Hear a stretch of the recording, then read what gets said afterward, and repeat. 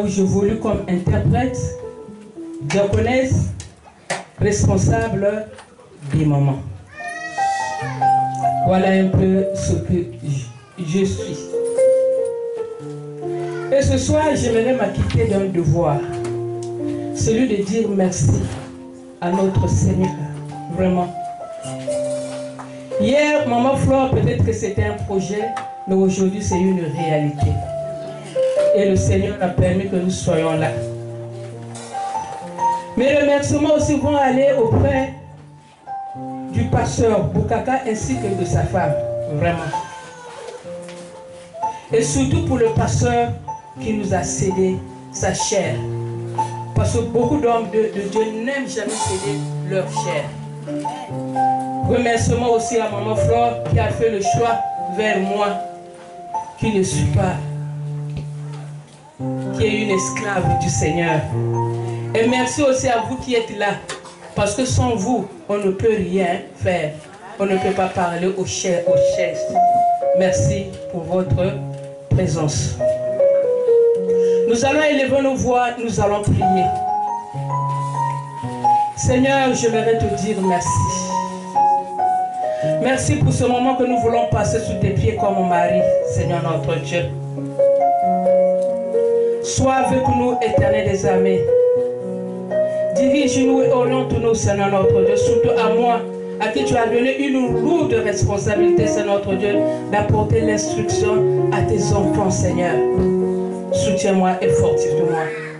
Et laisse que tout ce moment, Seigneur notre Dieu, puisse être coordonné, Seigneur notre Dieu, par toi.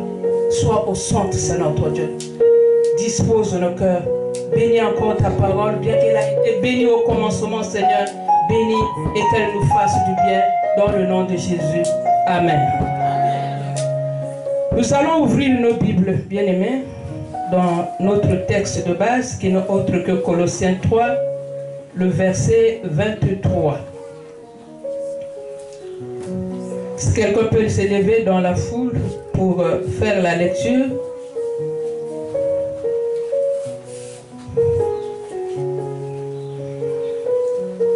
Il n'y a pas de lectrice. Nous n'avons pas de Bible. La Bible, c'est une arme des chrétiens. Colossiens 3, le verset 23. Si vous n'avez pas vu, je vais lire pour vous. Parce que j'ai une Bible avec des écritures très fines, vraiment. Oui. 23. Colossiens 3, 23. Notre texte de base.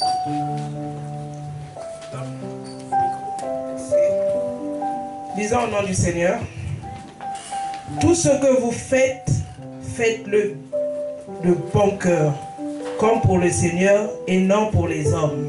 Amen.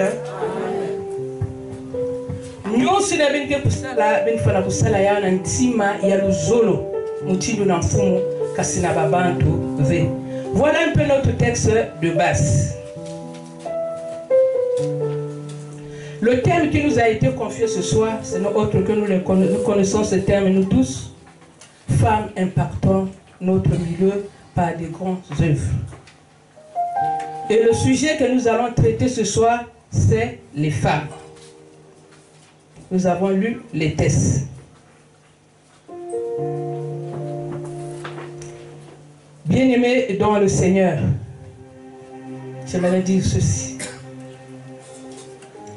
Le livre que nous venons de lire de Colossiens, c'est une lettre circulaire que Paul avait écrite pour l'église de Colosse, de la ville d'Asie mineure. Quand Paul écrit cette lettre-là, il était en prison. Nous le savons tous, nous sommes des lectrices de la Bible. Paul était en prison, mais il entend qu'il y avait des faux enseignants qui étaient en train de circuler dans cette église pour faire véhiculer des faux enseignements. Et il niait que Jésus-Christ n'était pas Dieu. Et il n'était pas aussi sauveur. Paul entend ça dans la prison.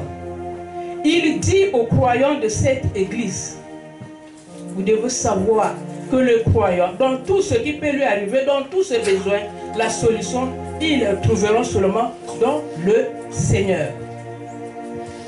Et c'est dans cette même lettre, bien-aimée, que Paul écrit au foyer chrétien, en leurs avertissements, en leur rappelant leurs tâches.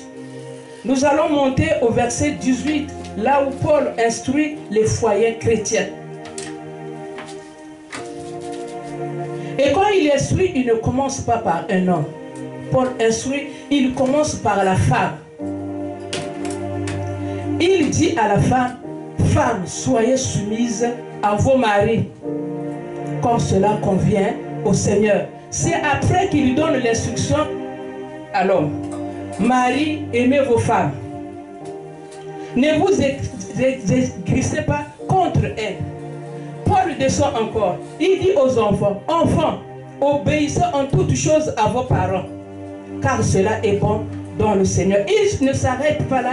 Il descend encore aux esclaves qui travaillaient dans les maisons de leur maître, pour leur dire que obéissez à vos maîtres. Même quand ils ne sont pas présents devant vous, vous devez les obéir. Et c'est là où il descend au verset 23 qu'il dit, tout ce que vous ferez, faites-le de bon cœur pour le Seigneur et non pour les hommes. Et si nous voulons harmoniser notre texte, nous pouvons dire que femmes, soyez soumises à vos maris et tout ce que vous faites, faites-le de bon cœur pour le Seigneur et non pour les hommes. Pousse un peu ta soeur, dis-la, tout ce que tu vas faire, fais-le de bon cœur pour le Seigneur et non pour les hommes. Bien-aimés dans le Seigneur, nous voulons un peu connaître les femmes dont Paul fait mention ici, et celles-là que nous voulons découvrir aujourd'hui, qui doivent tout faire de bon cœur, qui doivent impacter avec de grandes œuvres leur milieu. Qui est-elle? Où qui sont-elles, ces femmes-là? En passant, j'aimerais vous dire que le message d'aujourd'hui, je l'ai articulé sur 3 grands points et qui vont être suivis des petits points. Comme un élève qui est au CM1 ou au CM2, qui maîtrise bien les formules, sera toujours capable de résoudre les problèmes. Quand on va lui demander, trouve-moi, trouve-nous le périmètre d'un carré, il sait que le périmètre d'un carré, je vais faire quoi? Côté plus côté de tout fois 2. Et quand c'est le rectangle, il sait aussi que longueur plus largeur, le tout multiplié par 2 égale le périmètre. Mais celui-là qui ne connaît pas les formules, il aura des difficultés pour résoudre ces problèmes. C'est pour vous dire que ce soir, nous sommes venus à l'école. Et nous devons avoir nos cahiers et notre Bible. Parce que nous allons nous asseoir au pied du Seigneur. Je vous ai dit que le texte, le message de ce soir va s'articuler sur 3 points. Et si nous voulons être comme les colliers qui sont au CM1, au CM2, nous devons connaître d'abord qu'est-ce que ça veut dire. Qu'est-ce que notre nom veut dire. Et qu'est-ce que impacter veut dire. C'est pour cela que nous allons d'abord connaître au premier point la signification de chaque mot qui constitue notre thème. Le premier mot que nous allons voir, bien aimé, je vais partir doucement parce que nous sommes à l'école. Et le premier mot que nous allons donner la signification, c'est le mot femme. Pose la question à ta soeur. Dis-la, connais-tu la signification de ton nom? Pose la question.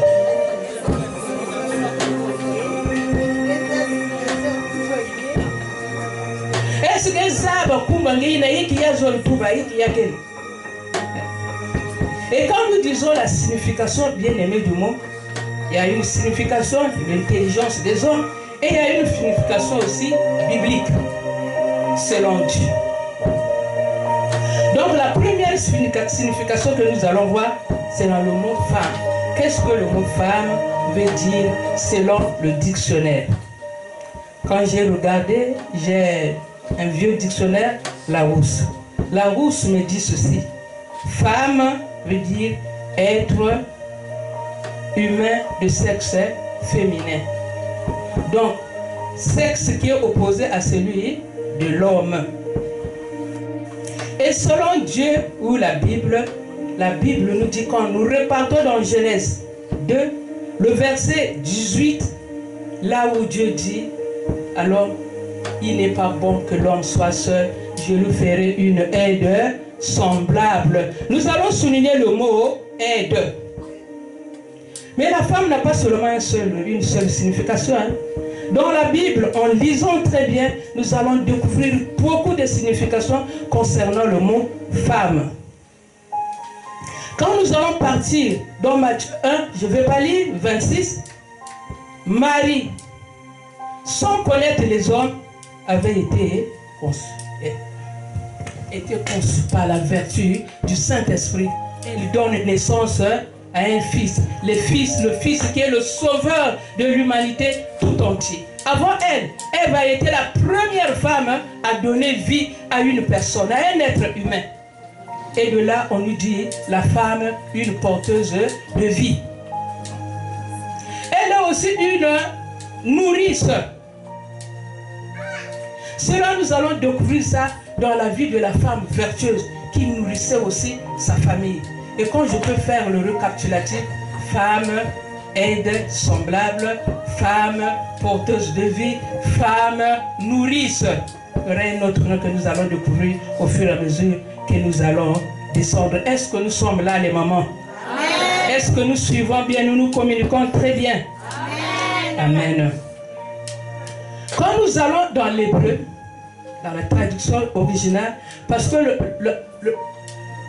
la langue française a beaucoup vraiment de manquements. Le mot aide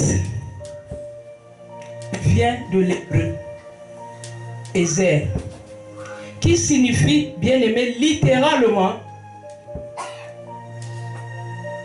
une compagne, un soutien et encore un secours. C'est ce que ça signifie, littéralement. Jean Calvin affirmait, je cite, que cela voulait dire une aide inférieure. Or, selon le contexte hébraïque, le mot aide n'a rien à voir avec l'infériorité.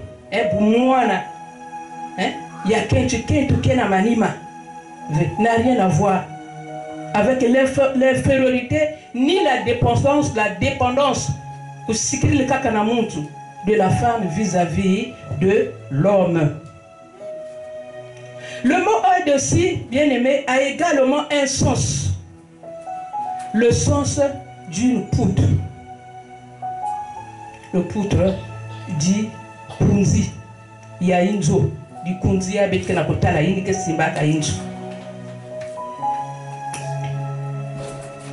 Excusez-moi. Or, la poutre, bien aimée, c'est une structure qui soutient fermement le toit d'une maison. Nous connaissons tous les maisons. Quand il n'y a pas un poteau très solide, la maison s'écroule. Donc la poutre, c'est une structure qui soutient fermement la maison. Sans la poutre, bien aimée, le toit de la maison ne peut être solidement attaché ou soutenir une maison. Quand il n'y a pas de poutre solide, la maison peut s'écrouler. Donc voilà un peu la signification du mot aide, qui est vraiment la signification aussi de la femme. La femme n'est pas seulement une aide, elle n'est pas seulement une porteuse de vie, ni une nourrice, mais elle est aussi une poutre. Nous allons le découvrir après. Malheureusement, aujourd'hui, il y a des femmes qui demeurent encore dans l'ignorance. S'accrochant au chapitre 3, le verset 26 de Genèse, là où Dieu dit à Ève, puisque tu as fait ça, tous tes désirs se tourneront vers l'homme. Et lui, il demeurera sur toi. Il va te dominer.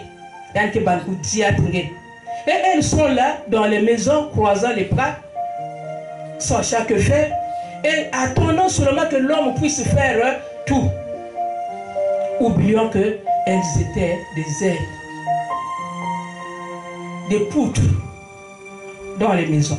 Elles sont là même en train, vraiment, d'accepter tout ce que l'on pouvait dire.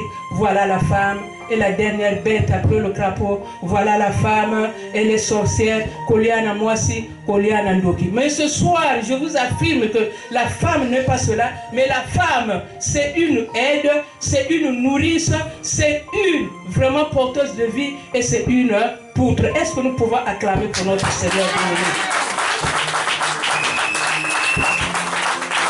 Dieu nous aime, courant tout le temps. Quand je regarde ce que Ève avait dit, Dieu ne pouvait même pas nous honorer, mais Dieu nous aime. Il nous aime, vraiment. Moi, je dis que Dieu me prend comme sa dernière fille, quoi. Dieu n'a pas laissé la femme, vraiment. N'a pas laissé qu'on puisse le piétiner. C'est parce que le temps nous fait défaut.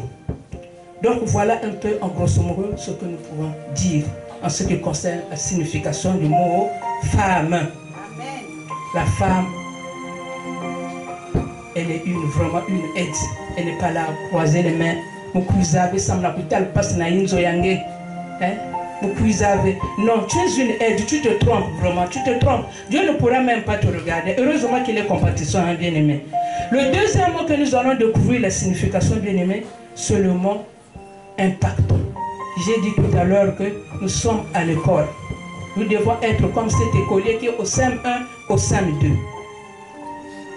Le mot impactant vient du verbe impacter. Le mot impactant vient du verbe impacter. Selon le dictionnaire, cela signifie toucher. Mais ce n'est pas le toucher de 5